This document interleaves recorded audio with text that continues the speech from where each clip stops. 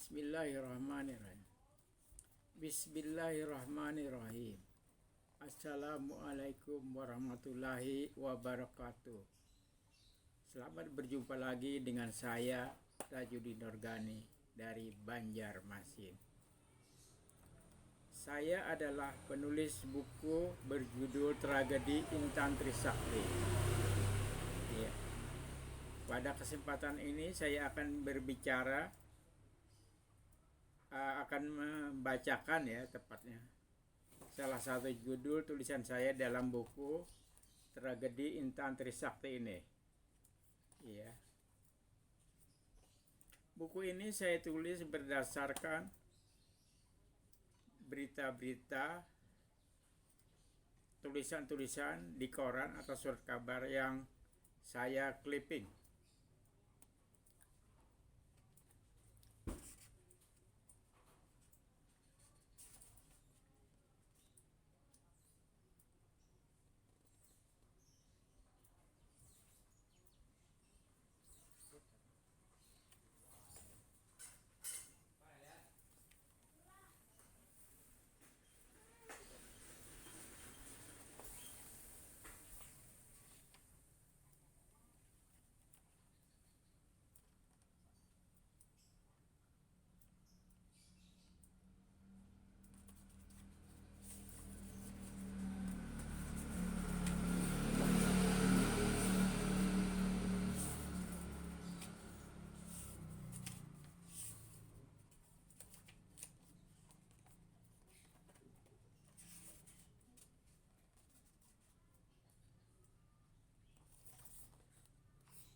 Ya, saya cari dulu buku tulisannya ya.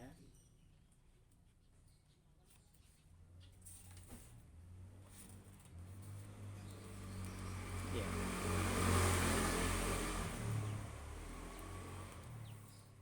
Intan Trisakti adalah nama Intan sebesar 166,75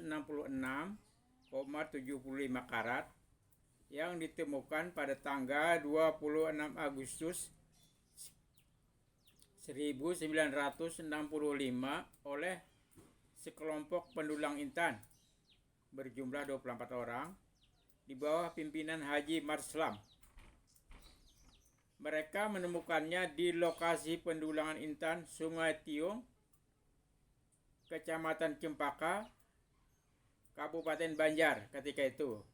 Sekarang sudah masuk ke dalam wilayah kota Banjarbaru, Kalimantan Selatan. Nama Intan Trisakti diberikan oleh Presiden Soekarno. Menurut versi piagam penghargaan yang diberikan oleh Menteri Pertambangan Republik Indonesia kala itu, Bapak Armonanto, Intan Trisakti tidak dijual, tapi dipersembahkan sebagai tanda bakti kepada Paduka Yang Mulia Presiden Soekarno. Mengenai masalah ini ada dimuat di majalah Sarinah Jakarta. Atas persembahan tanda bakti itu, pemerintah berjanji akan memberikan anugerah balas jasa yang sepadan kepada Haji Marslam dan kawan-kawan sebagai penemu Intan Trisakti. Balas jasa memang diberikan dalam bentuk ongkos naik haji untuk para penemu Intan Trisakti, ditambah dengan sanak keluarganya dan para pejabat yang terlibat. Jika dihitung secara keseluruhan, akumulasi uang balas jasa yang diterima Haji Marslam dan kawan-kawan tercatat sebesar 3,5 juta rupiah. Haji Marslam dan para penemu Intan Trisakti menilai besaran uang balas jasa itu tidak sepadan.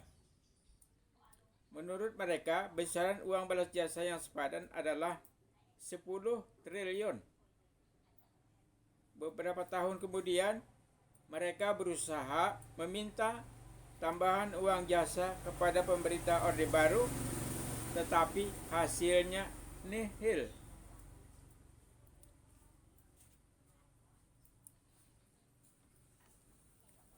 Berikut ini adalah hasil penelusuran bahan pustaka yang dilakukan oleh saya sendiri, Tajuddin Dorgani, pada tahun 2009 tentang segala sesuatu menyangkut Intan Trisakti.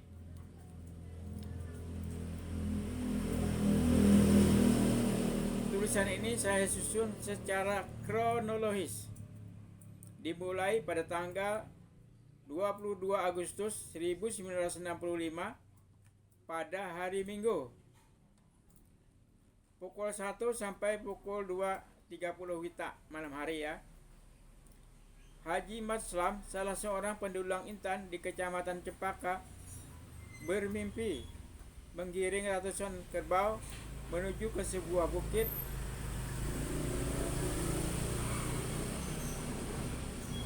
Begitu kerbau-kerbau itu sampai ke tempat yang dituju, Haji Maslam terbangun dari tidurnya.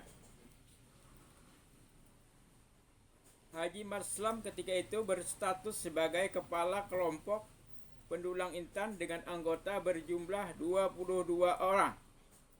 Mereka ketika itu sedang menggarap sebuah lubang pendulangan di lokasi pendulangan intan Cempaka. Pada hari yang sama, pada waktu yang sama, Haji Sarimanis, seorang pendulang intan yang ketika itu berstatus sebagai salah seorang anak buah Haji Maslam, bermimpi tubuhnya ditindih seseorang yang bertubuh tambun. Ia hampir kehabisan napas. Untunglah pada saat yang kritis itu datang bantuan dari seseorang. Orang itu menolongnya, membebaskannya dari tindihan orang bertubuh gempal. Setelah itu Haji Sarimanis terbangun dari tidurnya.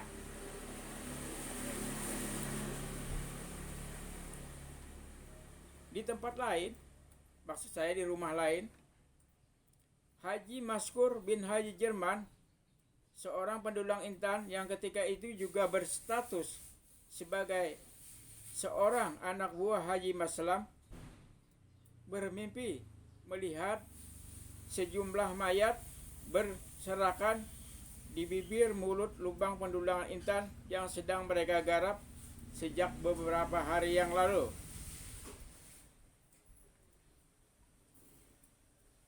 Di tempat lain, di rumah lain, Haji Tahir, seorang pendulang intan yang ketika itu juga berstatus sebagai salah seorang anak buah Haji Maslam, bermimpi melihat dua andaru. Andaru bahasa Banjar artinya meteor.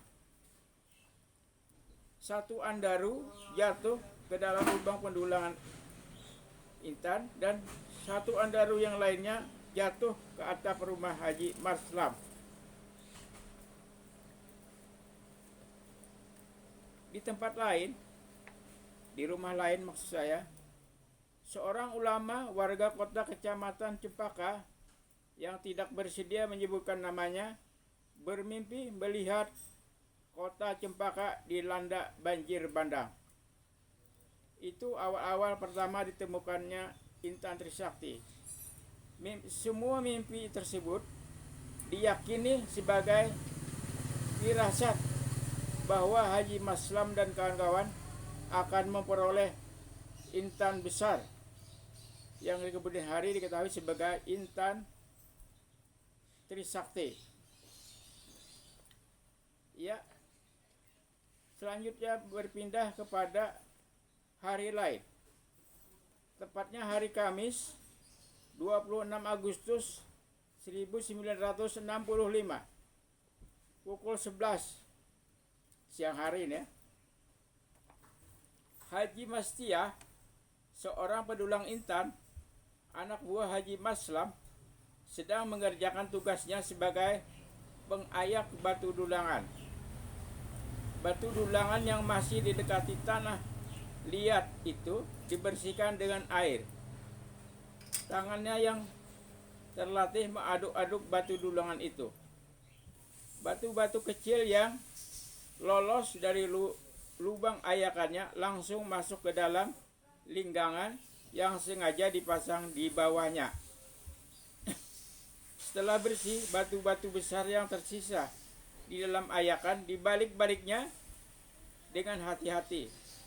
Sementara itu matanya menatap dengan cermat ke arah tumpukan batu besar yang sedang dibolak-baliknya itu. Ternyata tidak ada intan besar yang tersangkut di ayakan itu. Haji Masyah sempat kaget setengah mati karena ia melihat ada seekor ular kecil berwarna ungu sedang melingkar di antara batu-batu dulangan yang sedang diperiksanya itu. Ia bisa saja menimpuk ular kecil itu dengan batu besar yang ada di tangannya. Tapi ia tidak melakukannya karena hal itu termasuk pantangan besar bagi seorang pedulang intan. Haji Masyah juga tidak mengusir ular itu dengan kibasan tangan atau dengan bahasa isyarat hus hus hus, karena hal itu juga tabu dilakukan. Haji Masyah akhirnya nekat menangkap ular itu. Namun aneh bin ajaib, begitu berada di dalam genggamannya, ular itu tiba-tiba berubah wujud menjadi batu kecubung berwarna ungu. Ia tidak jadi melemparkannya sebagaimana yang sudah dilihatkannya tadi. Haji Masyah kemudian menyerahkan batu kecubung berwarna ungu itu kepada Sukri, teman sekerjanya, yang kebetulan tengah duduk berdampingan dengannya ketika itu.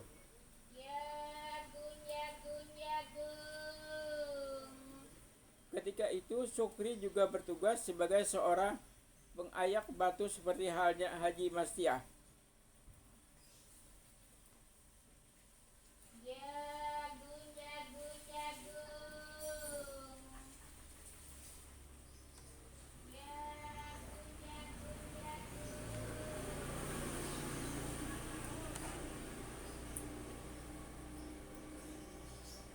Galuh, Sukri begitu mengamati batu kecubung berwarna ungu itu. Galuh adalah kata ganti untuk menyebut intan. Pukul 12, 10 menit. Warga desa Sungatiung, kecamatan Cempaka, gempar. Mereka berlarian dari arah kampung menuju ke lokasi pendulangan intan. Mereka tampaknya seperti sedang berlomba adu cepat tiba di lokasi pendulangan intan. Rupanya dalam tempo singkat, berita penemuan sebutir batu besar berwarna ungu yang diduga intan itu sudah sampai ke segenap penjuru desa. Sementara itu, di lokasi pendulangan intan, orang-orang sedang ramai mengerubungi Haji Marslam yang tengah memegang sebutir batu berwarna ungu sebesar bola pingpong. Di antara orang-orang yang sedang berkerubung itu ada yang mengatakan itu bukan intan, tapi cuma batu kecubung. Tetapi banyak juga mereka yang hakul yakin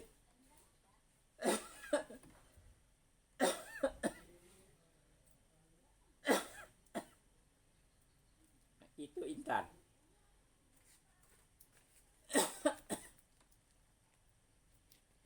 Ini Galuh, asli Galuh. Yakin, ini pasti Galuh. Bukan, itu bukan Galuh. Itu cuma batu kecubung. Galuh, bukan.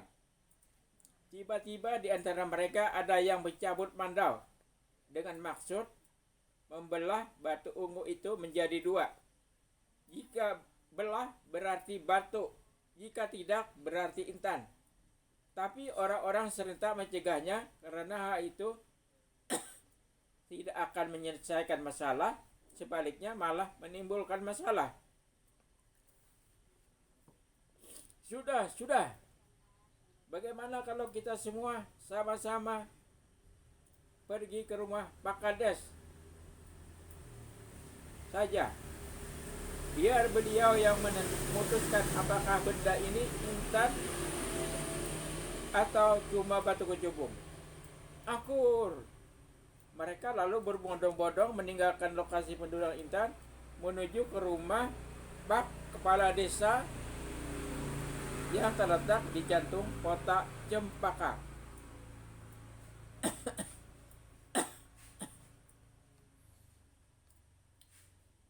Pukul 14 WITA.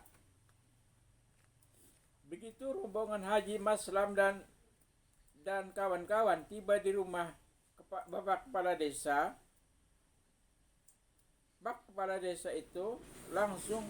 rumah Bapak Kepala Desa itu langsung penuh sesak.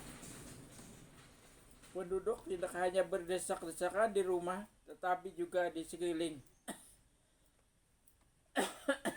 bagian luar rumah.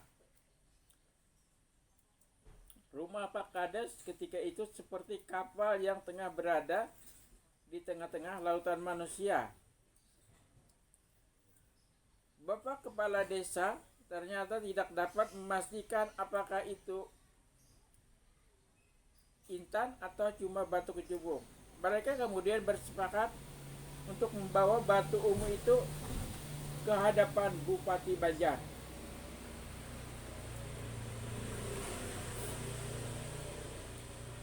Jadi setelah disepakati, mereka berangkat dari Cempaka menuju ke kota Martapura membawa benda yang baru ditemukan tadi yang sedang dipersengketakan apakah intan atau cuma batu kecubung. Mereka tiba di rumah Bupati Banjar pada pukul 17 jam 5 ya. Setelah segala sesuatunya siap, mereka berangkat secara berombongan ke rumah dinas Bupati Banjar yang terletak di jantung kota Martapura. Mereka yang berangkat antara lain Haji Maslam, Haji Gino, Haji Hasan, Haji Anang Sahruni, Haji Syukur, dan Sersan Rahmat sebagai pengawal mereka. Pukul 19 jam 7 malam habis maghrib nih ya. Rombongan Haji Maslam diterima langsung oleh Bupati Banjar. Begitu melihat batu ungu itu, Bupati Banjar kemudian menelepon anggota Panca Tunggal.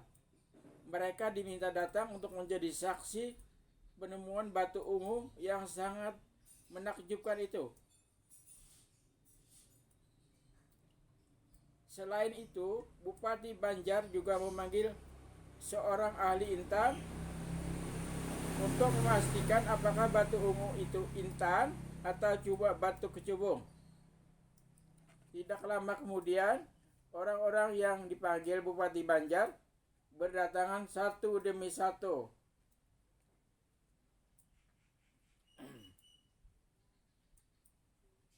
Termasuk ahli intan yang dipanggil.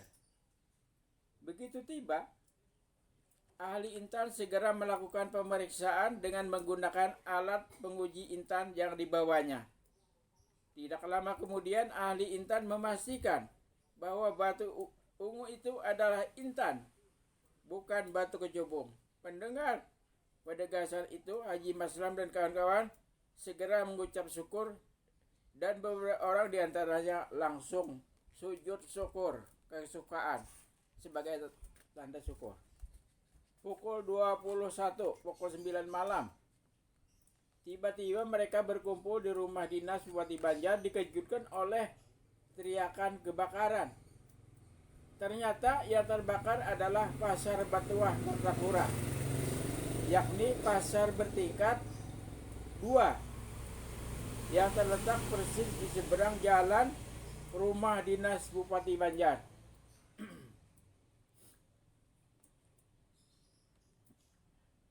Pukul 22 atau jam 10 malam, Bupati Banjar memutuskan agar intan itu dititipkan di kantor resort kepolisian Banjar.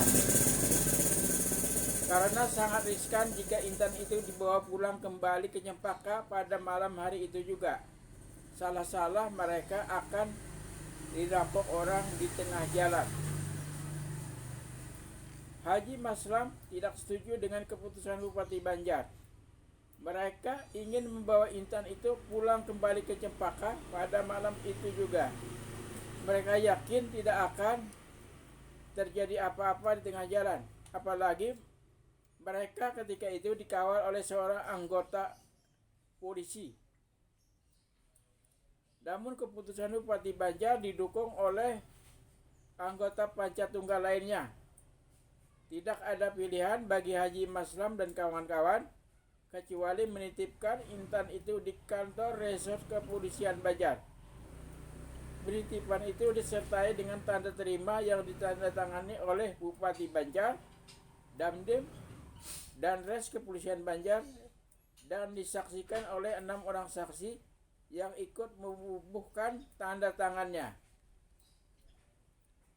Pada kesempatan itu, Danres Kepolisian Banjar berjanji akan membawa Intan titipan itu ke Cempaka untuk diserahkan kembali kepada para pemiliknya, yang dalam hal itu diwakili oleh Haji Maslam pada tanggal 28 Agustus 1965. Ya, cerita beralih ke hari Sabtu 28 Agustus 1965 pukul 7 pagi. Warga kota Cempaka sudah berkumpul di alun-alun kota. Suasana kota Cempaka tampak hiruk pikuk oleh kehadiran warga kota yang berdatangan dari segenap pelosok kota. Mereka ingin menyaksikan peristiwa langka yang tak mungkin terulang lagi. Hari itu, Haji Maslam selaku wakil pemilik Intan akan menerima kembali Intan temuan mereka yang selama 2 hari berturut-turut dititipkan di kantor resort kepolisian Banjar di Martapura. Sesuai janji yang diucapkan dan Res Kepolisian Banjar, Intan itu akan diantarkan dan diserahkannya langsung kepada Haji Maslam di hadapan warga kota Cempaka. Namun ditunggu-tunggu hingga pukul 11 siang Intan belum diantarkan juga sesuai dengan janji. Pukul 11 siang rombongan dan Res Kepolisian Banjar tiba di alun-alun kota Cempaka. Mereka dielulukan oleh warga kota yang berkumpul di tempat itu. Dan Res Kepolisian Banjar kemudian memperlihatkan Intan yang dipegangnya kepada warga kota Cempaka.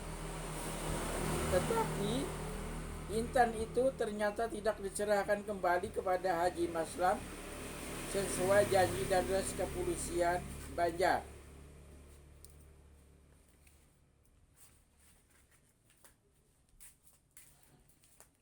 Pada kesempatan itu diumumkan bahwa Presiden Soekarno telah memerintahkan agar Intan segera dibawa ke Jakarta. 3 orang telah ditunjuk untuk membawanya ke Jakarta.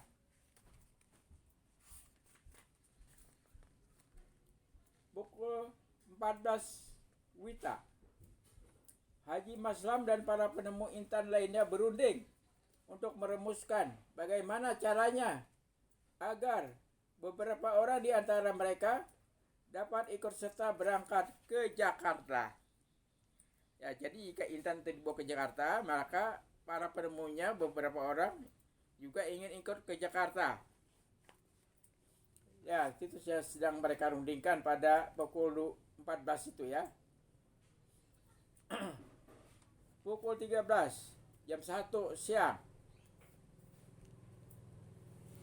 Direktur Utama BPO Pertambun Jakarta mengirim surat kepada Panca Tunggal Kabupaten Banjar bahwa Intan temuan Haji Maslam dan kawan-kawan akan dibeli pemerintah. Harga belinya akan ditetapkan dengan setepat-tepatnya setelah pemerintah mendapatkan penjelasan yang diperlukan dari para ahli Intan dari dalam dan luar negeri. Surat itu dibawa langsung oleh utusan BPO Pertambun Jakarta yang sengaja dikirim ke Banjarmasin dengan tugas khusus menjemput Intan temuan Haji Maslam dan kawan-kawan. Keberangkatannya ke Banjarmasin dikawal oleh satu tim polisi. Ini Intan ganah gaya larang kan tentunya sangat berbahaya kalau tidak dikawal. Ya. Jadi kedatangan utusan Pertambun ke Cempaka ini dikawal oleh tim kepolisian bersenjata lengkap tentunya ya.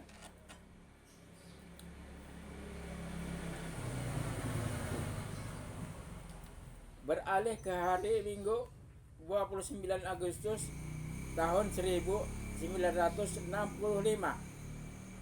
Haji Maslam, Haji Hasnan, Haji Anang Saruni, dan Haji Hasim berangkat ke lapangan terbang Ulin Banjarbaru.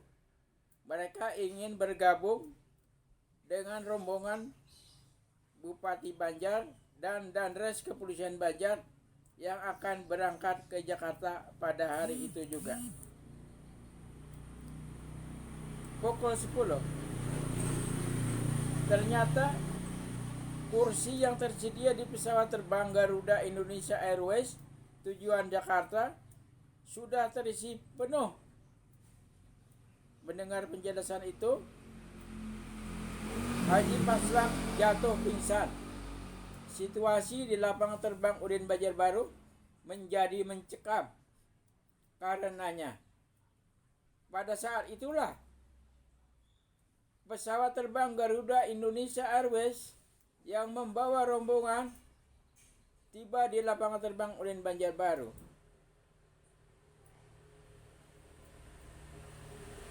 Kepada Bupati Banjar dan Res Kepolisian Banjar dan Maslam dan kawan-kawan diberitahukan bahwa Intan itu akan dibeli pemerintah pusat dengan harga yang pantas.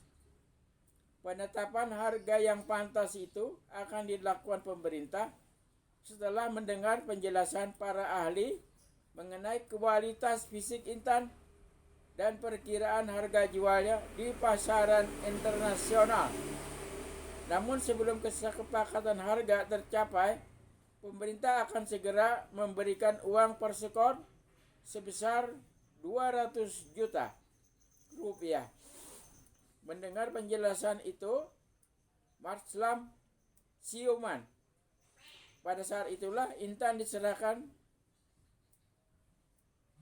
kepada wakil pemerintah pusat. Oleh wakil pemerintah pusat, Intan itu dititipkan untuk disimpan di dalam tas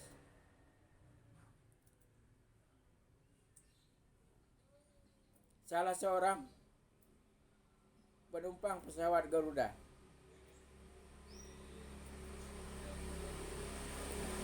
Pukul 12. Sesaat sebelum naik ke pesawat terbang Garuda Indonesia Airways, lagi-lagi Haji Maslam jatuh pingsan. Ia terpaksa digantikan oleh Haji Hasim, pamannya sendiri. Haji Maslam baru siuman kembali ketika roda pesawat terbang Garuda Indonesia Airways berangkat dari landasan pacu lapangan terbang Udin Banjarbaru. Namun tidak berapa lama kemudian Haji Maslam pingsan lagi. Pukul 12.30. Pesawat terbang Garuda Indonesia Airways yang membawa Intan hasil temuan Maslam dan kawan-kawan mendarat di lapangan terbang Kemayoran, Jakarta. Intan kemudian dibawa oleh wakil pemerintah pusat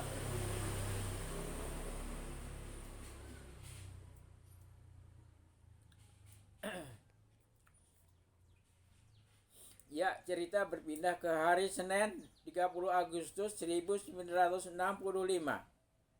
Pukul 12. Haji Maslam, Haji Hasnan, dan Haji Anang Sahroni berangkat ke Jakarta dengan menumpang pesawat terbang yang tinggal landas di lapangan terbang Udin Banjarbaru. Ternyata pesawat terbang Garuda Indonesia Airways yang mereka tumpangi tidak langsung terbang ke Jakarta, tetapi singgah dulu di Surabaya. Mereka terpaksa menginap di Surabaya. Pukul 12 WIB pada hari yang sama ya. Sementara itu di Jakarta berlangsung pertemuan antara Presiden Soekarno dengan rombongan pembawa intan hasil temuan Haji Maslam dan kawan-kawan. Pada kesempatan itulah intan diserahkan kepada Presiden Soekarno dengan disaksikan langsung oleh rombongan pembawa intan yang datang dari daerah Kalsel. Besok harinya, Selasa 13 Agustus 1965, Haji Maslam, Haji Hasnan, dan Haji Anang Sahroni berangkat ke Jakarta dengan menumpang pesawat terbang Garuda Indonesia Airways yang tinggal landas di lapangan terbang Surabaya. Pukul 12.30 WIB, Haji Maslam, Hasnan, dan Haji Anang Sahroni tiba di Jakarta. Mereka disambut oleh petugas dari BPU Pertambun, Jakarta. Mereka kemudian diinapkan di Mes Tambang Batubara, Jakarta. Pukul 19, Haji Maslam, Haji Hasnan, dan Haji Anang Sahroni dijamu makan malam di sebuah rumah makan di Jalan Bungur Besar, Jakarta. Di tempat itu mereka bertemu dengan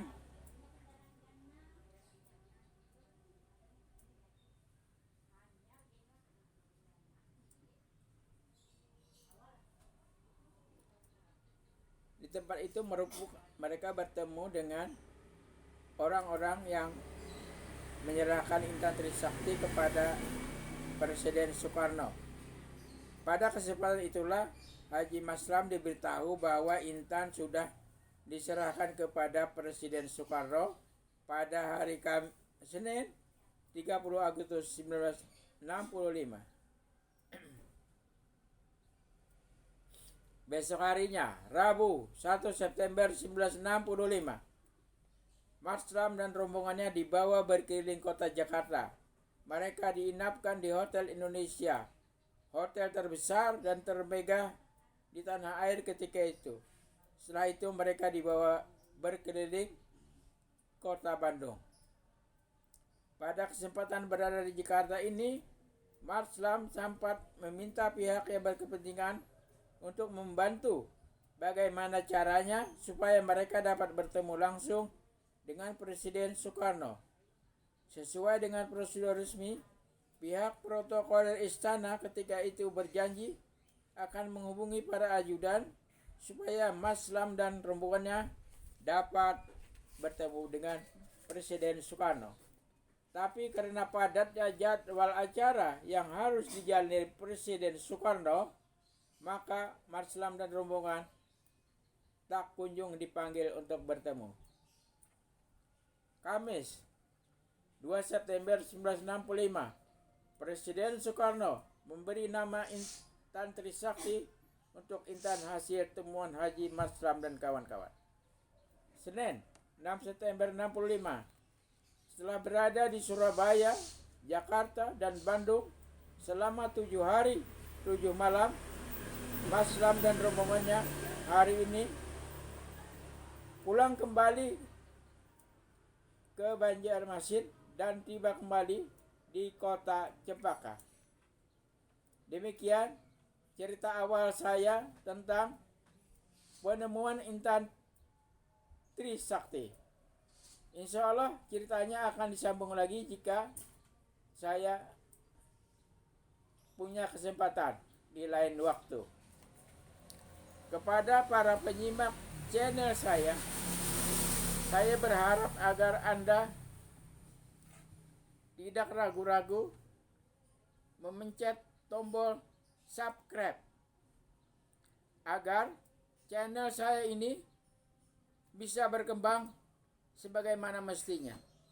Jika channel-channel saya berkembang, maka saya akan banyak membagikan cerita-cerita yang unik-unik. Karena kebetulan saya adalah penulis buku untuk topik cerita hal-hal unik di Kalimantan Selatan. Salah satu buku saya, Tragedi Intan Trisakti ini adalah salah satu contohnya. Jadi saya berharap Anda berkenanlah memberikan subscribe-nya. Terutama sekali saya harapkan orang-orang yang pernah berteman dengan saya, sudilah memberikan dukungannya dengan menekan tombol subscribe. Semoga Allah Subhanahu wa taala memberikan kesehatan kepada kita bersama. Amin amin. Ya Allah, ya Rabbal Alamin. Terima kasih.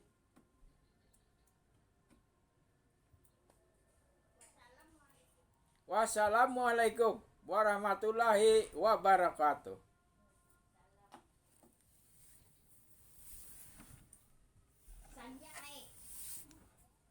Ada Bapak Jiwa yang kayak buat maksiat.